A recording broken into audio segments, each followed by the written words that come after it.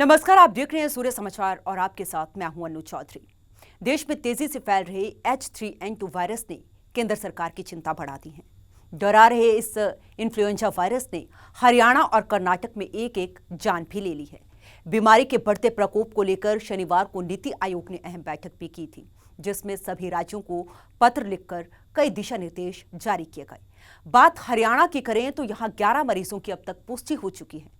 क्या है ये नया वायरस और कैसे लोगों को अपना शिकार बना रहा है, इसी पर हमारी खास चर्चा रहेगी। हमारे साथ जुड़ेंगे एक्सपर्ट, बताएंगे कि कैसे सावधानी बरतकर हम इन बीमारियों से बच सकते हैं। उससे पहले ये रिपोर्ट देखिए, जिसमें केंद्र सरकार की तरफ से सभी राज्यों के लिए गाइडलाइन जारी की गई हैं। फिर इस मुद्दे पर विस्तार से चर्चा करेंगे।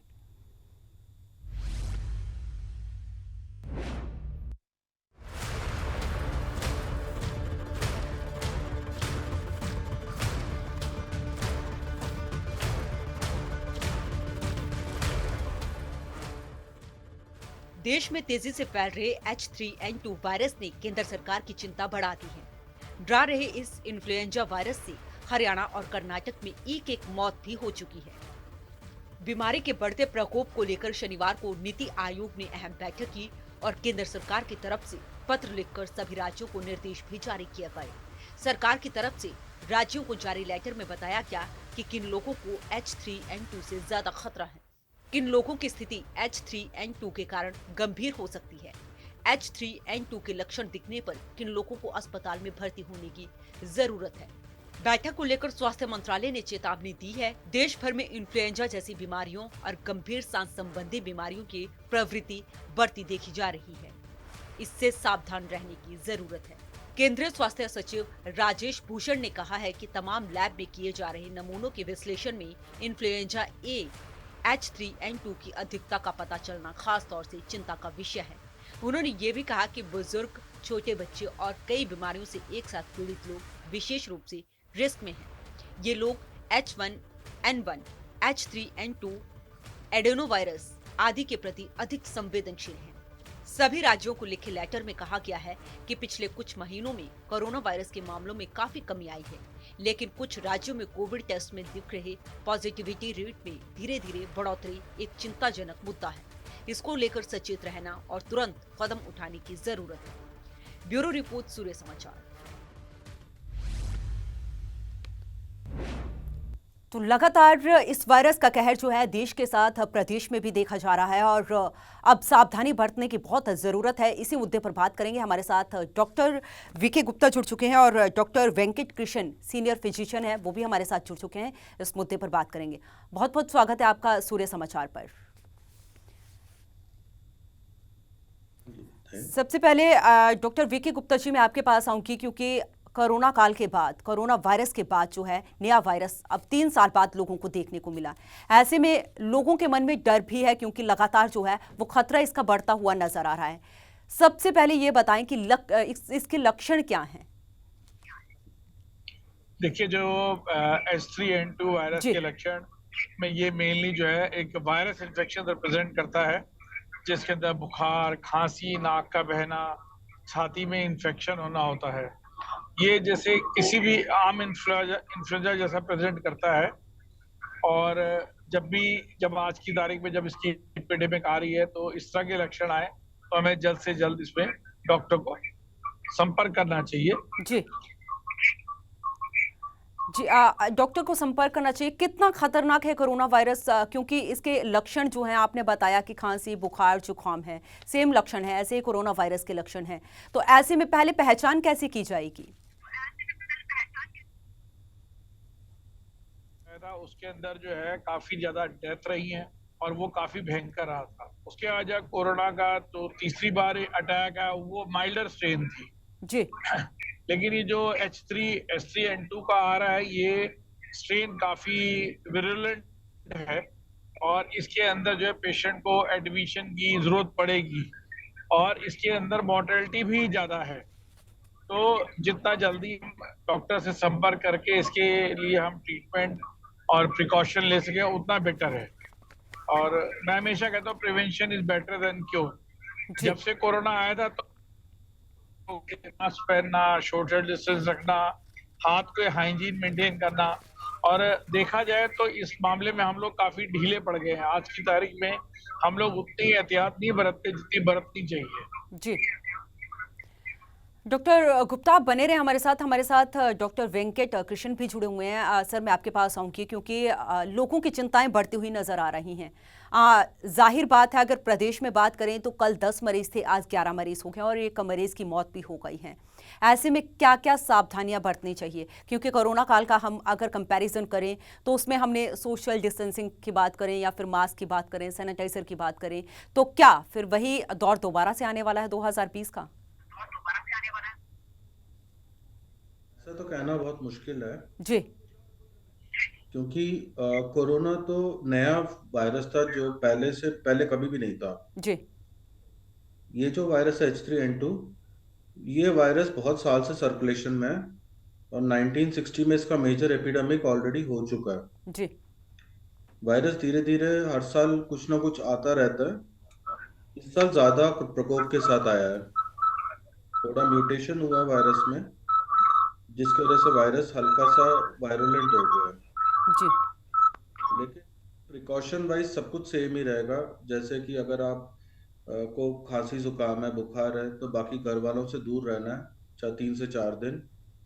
डॉक्टर को दिखा के इसका ट्रीटमेंट है, इसके लिए दवाई अवेलेबल है, दवाई लेनी है। और अगर आपके कोलीग को वगैरह खांसी है तो उनको बोलना है कि मास्क पहने जी।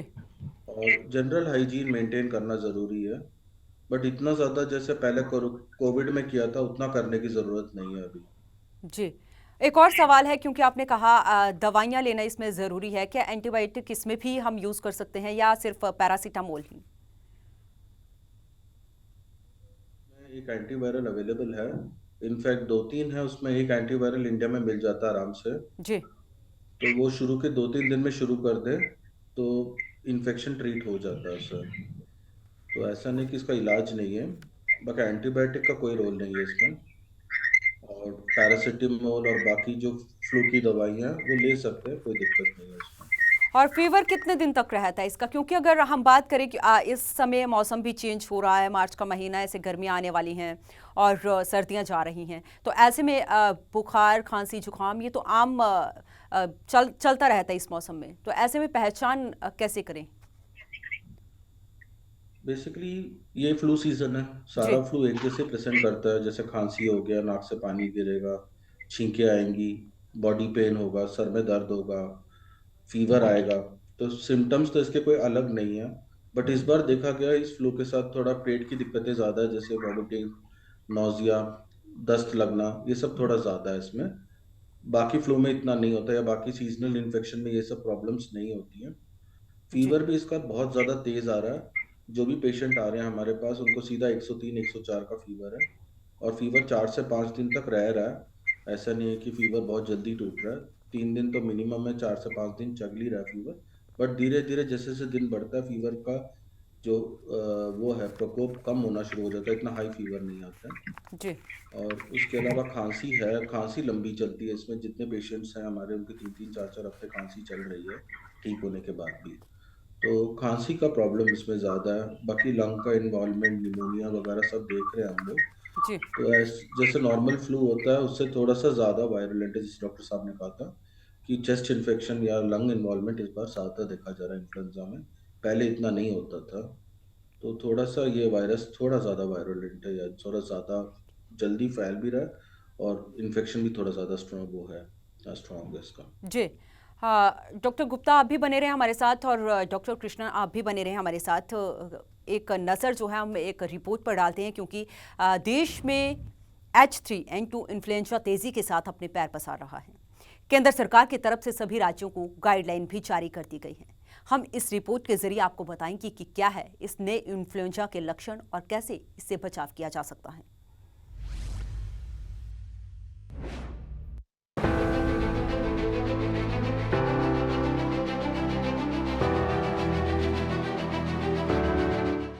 देश में H3N2 इन्फ्लुएंजा तेजी के साथ अपने पैर पसार रहा है।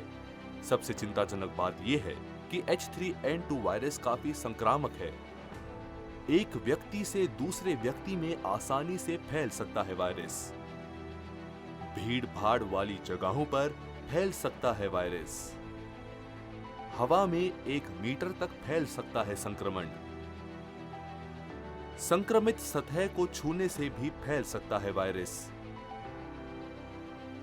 H3N2 वायरस के लक्षणों की अगर बात करें तो इनमें नाक बहना, तेज बुखार, शुरुआत में गीली और फिर लंबे समय तक सूखी खांसी, गले में खराश, चेस्ट कंजेशन, सिर दर्द, मांसपेशियों और जोड़ों में दर्द, थकावट जैसे लक्षण शामिल हैं। अब ये भी जान लीजिए कि H3N2 वायरस में किसको सबसे ज्यादा खतरा है। गर्भवती महिलाएं, 5 साल से कम उम्र के बच्चे, बुजुर्ग, किसी बीमारी से जूझ रहे व्यक्ति को ज्यादा खतरा है। कहते हैं कि इलाज से बेहतर बचाव है।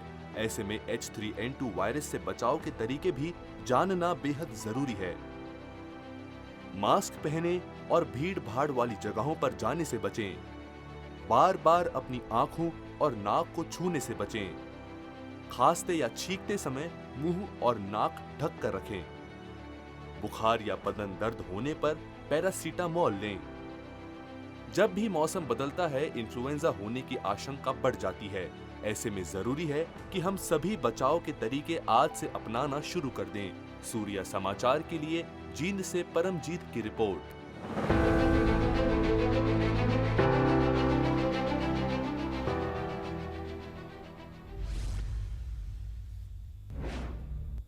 तो चलिए एक बार फिर से डॉक्टर से बात करते हैं कि कितना खतरनाक है ये वायरस और बचाव के लिए क्या क्या हमें उपाय करने चाहिए और साथ ही इसके लक्षण क्या हैं।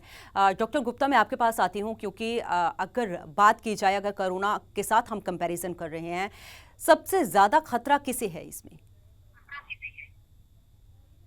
देखिए, वैसे तो ये इन्फ्लुएंजा वायरस 5 साल से 15 साल से 50 साल किसी को इफेक्ट करता है जी। लेकिन छोटे बच्चों में जो 5 साल से कम है, प्रेग्नेंट लेडीज हैं, जो पेशेंट इम्यूनो कॉम्प्रोमाइज है, जिसको ऑलरेडी जो है चल रही है, ओल्ड एज है, इसमें काफी ज्यादा खतरा होता है ऐसे मरीजों को। अगर डॉक्टर गुप्ता हम बात करें, क्योंकि जींद में एक व्यक्ति की मौत हुई है, ऐसे में उसको कैंसर भी था, सांस लेने की प्रॉब्लम भी थी, तो क्या जब किसी में पहले से कोई बीमारी है, या चाहे बीपी की बात करें, बीपी की बीमारी है या फिर शुगर की है, तो क्या उनको ज्यादा प्रभावित करेगा ये वायरस?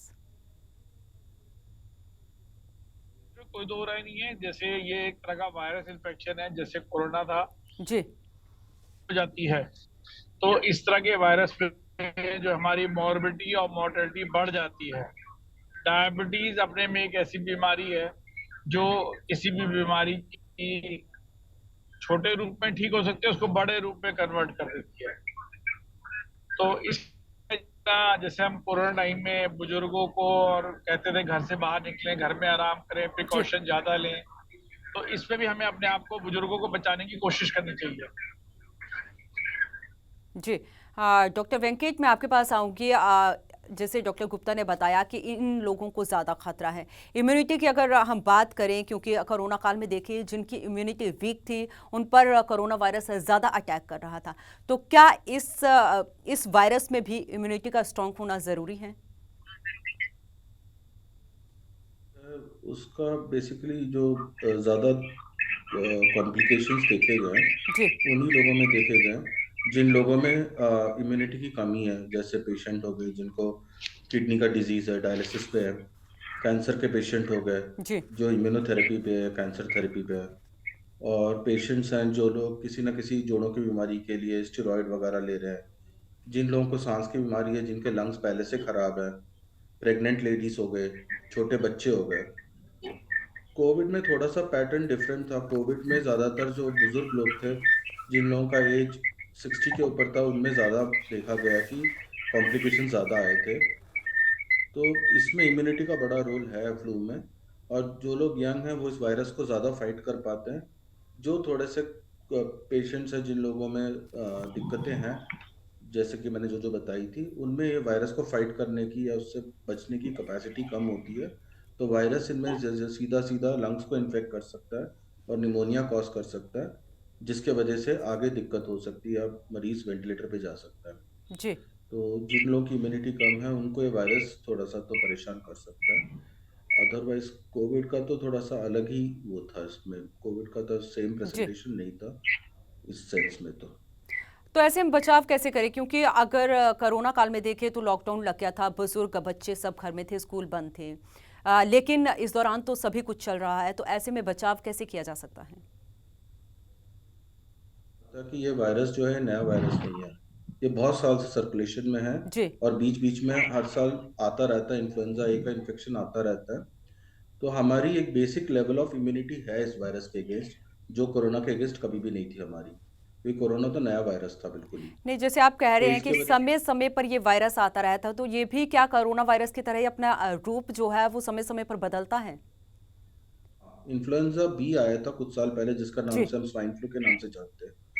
तो वो स्वाइन फ्लू का था, कुछ 4-5 साल उसका चला था। उसके बाद इन्फ्लुएंजा भी दूसरे टाइप्स के भी आ रहे थे।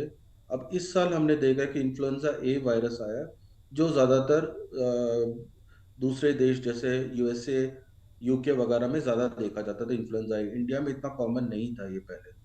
बट ये है कि इन्फ्लुएंजा इंडिया में आता है और इतना ज़्यादा हमें पता नहीं लगता, क्योंकि हम अपने आप को बचा लेते हैं इससे। हमारी इम्यूनिटी हम लोगों को बचा लेती है। लेकिन जो लोग इम्यूनो कॉम्प्रोमाइज्ड है, वो इतने इम्यून नहीं होते, वो उसको प्रोटेक्ट नहीं कर पाते, उनमें फिर दिक्कत दिख जाती है। वरना वायरस तो पिछले कुछ हफ्तों से फैल रहा है, पेशेंट्स भी हमारे पास कुछ हफ्तों से आ ही रहे हैं इन्फ्लुएंजा के। बट ये है कि इतना कॉम्प्लिकेशंस नहीं देखे गए। तो ऐसा नहीं है कि ये वायरस इतना ज़्यादा दिक्कत करेगा जितना जी। कोविड ने किया था। चलिए, आप बने रहे डॉक्टर गुप्ता हमारे साथ, और डॉक्टर वेंकट आप भी बने रहे हमारे साथ, क्योंकि लगातार देश में इसका खतरा जो है बढ़ता हुआ नजर आ रहा है। और अब बात अगर हम हरियाणा की करें तो यहाँ पर भी इन्फ्लुएंजा वायरस के कुल 11 मामले सामने आए हैं। वहीं जींद में H3N2 से एक मौत भी हो चुकी है। ऐसे में प्रदेश के भीतर अलर्ट जारी कर दिया गया है और सभी को अलर्ट रहने के दिशा निर्देश भी दिए गए हैं। और ऐसे में अब स्वास्थ्य मंत्री अनिल विज लगातार ये कह रहे हैं कि सावधानी बरतना बहुत जरूरी है।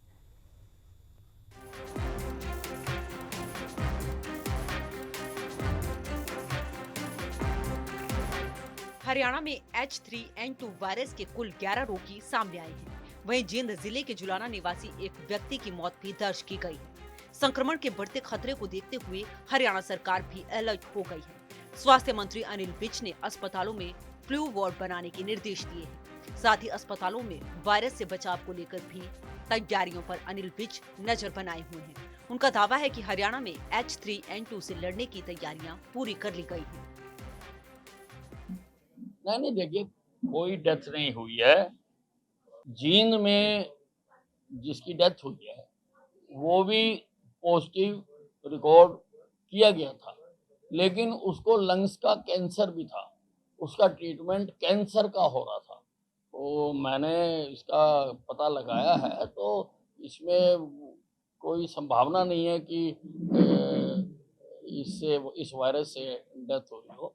अभी हम उसका पता कर रहे हैं। गाइडलाइंस हमने जारी की हुई है, पहले भी की हुई है, दोबारा फिर हम करने के लिए कह रहे हैं। और इसका सबसे बड़ी गाइडेंस यही है कि एहतियात बरतें और हाथ मत मिलाएं किसी के साथ, और बार बार पानी से हाथ धोते रहें और पानी भी ज्यादा पिएं।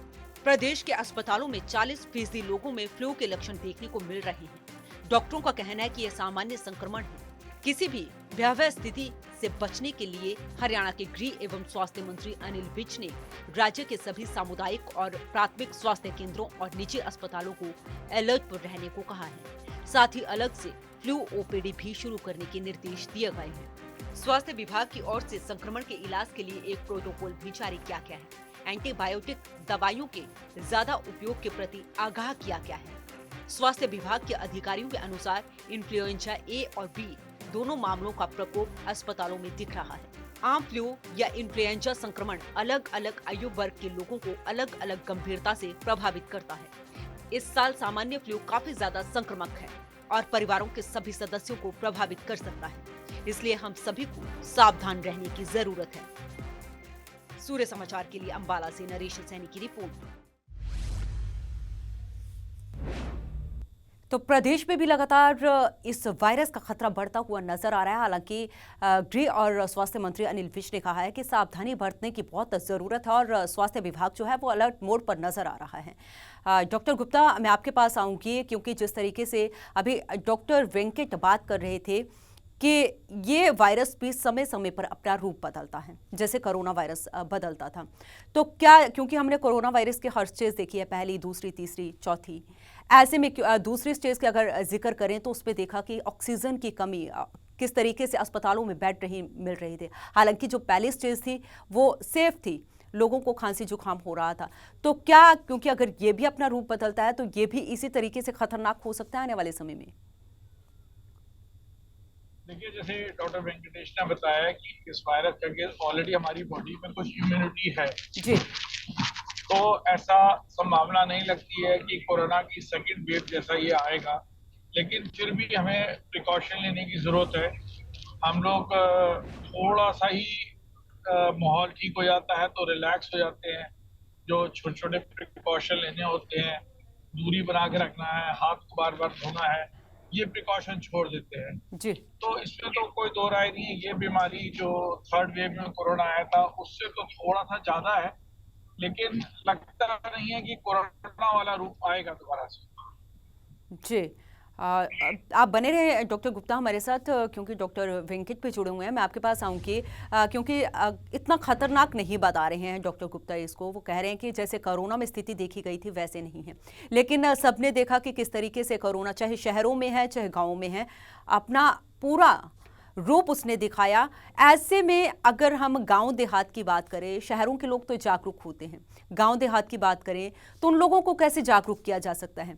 क्योंकि अगर वैक्सीन को लेकर, जिस तरीके से कोरोना वैक्सीन को लेकर बात करें तो गांव के लोग मना करते थे वैक्सीन लगाने के लिए, तो उन लोगों को कैसे जागरूक किया जा सकता है?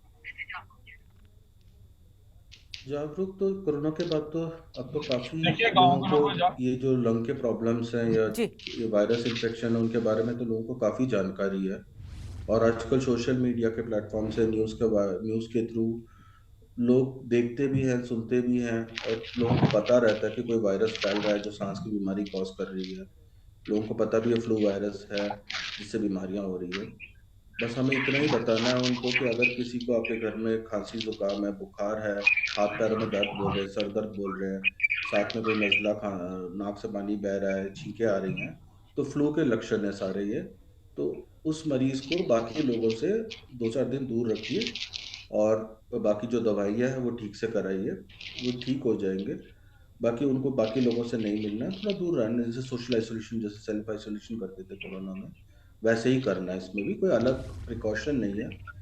बाकी किसी से हाथ ना मिलाए और किसी के चेहरे पे ना खांसे, एक कपड़ा रख ले खांसी के टाइम पे। जी, ये सब बेसिक जो प्रिकॉशंस है यही रखनी है, इसमें भी कोई अलग प्रिकॉशन नहीं रखना है। और कोरोना की वजह से सब लोगों को बेसिक जो हाइजीन है, लंग हाइजीन है, हैंड हाइजीन है, इन सब के बारे में तो लोगों को बहुत अच्छी जानकारी है। तो बताना मुश्किल नहीं है, बस यही है कि सोशल मीडिया के थ्रू ये मैसेज स्प्रेड करना है कि ध्यान रखना है, ऐसे जी। वायरस फैल रहा है तो आप अपने आप को बचा के रखिए उस वायरस से। चलिए, बहुत बहुत शुक्रिया हमारे साथ इस खास प्रोग्राम में जुड़ने के लिए और हमारे दर्शकों को ये जानकारी देने के लिए कि किस तरीके से ये वायरस फैलता है, लक्षण क्या हैं, कैसे बचाव किया जा सकता है। अब H3N2 इन्फ्लुएंजा के प्रकोप ने पूरे देश में चिंता बढ़ा दी है। इन्फ्लुएंजा के मामले ऐसे वक्त पर सामने आ रहे हैं जब 3 साल बाद देश कोरोना महामारी से उबर रहा है। कोरोना की डरावनी तस्वीरें अभी आंखों से ओझल तक नहीं हुई हैं कि इस नए वायरस ने लोगों के जहन में नया डर बिठा दिया है। रिपोर्ट देखिए।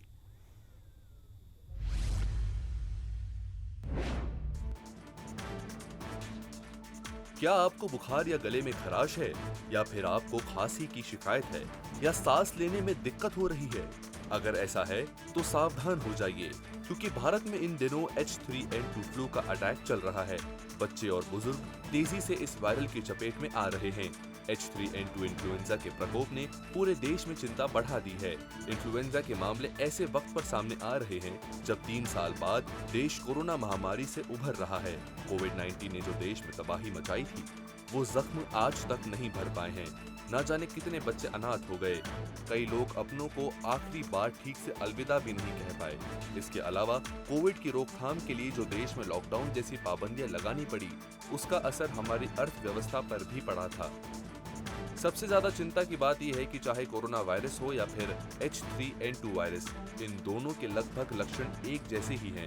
बचाव के उपाय कोरोना जैसे ही हैं, यानी कि मास्क लगाना और सैनिटाइजर का इस्तेमाल करना। वैसे तो हर साल इस मौसम में फ्लू फैलता है जो हफ्ते भर के अंदर सही हो जाता है, लेकिन अगर शरीर में इम्यूनिटी कमजोर और बीपी शुगर जैसी बीमारियां पहले से हो तो फ्लू भी जानलेवा साबित हो सकता है। फ्लू से बचें और अगर फ्लू हो जाए तो घबराना नहीं है, बस डॉक्टर की सलाह से दवाई लें।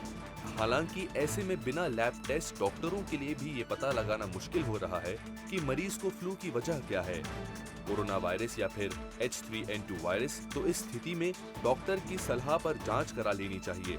अभी से ही अगर हम सब मिलकर सावधानी बरतेंगे तो वैसी स्थिति नहीं पैदा होगी जैसे कोरोना महामारी के वक्त हो गई थी।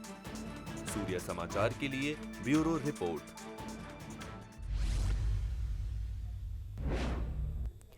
फिलहाल के लिए हमारे इस खास प्रोग्राम में इतना ही। आप देखते रहें सूर्य समाचार।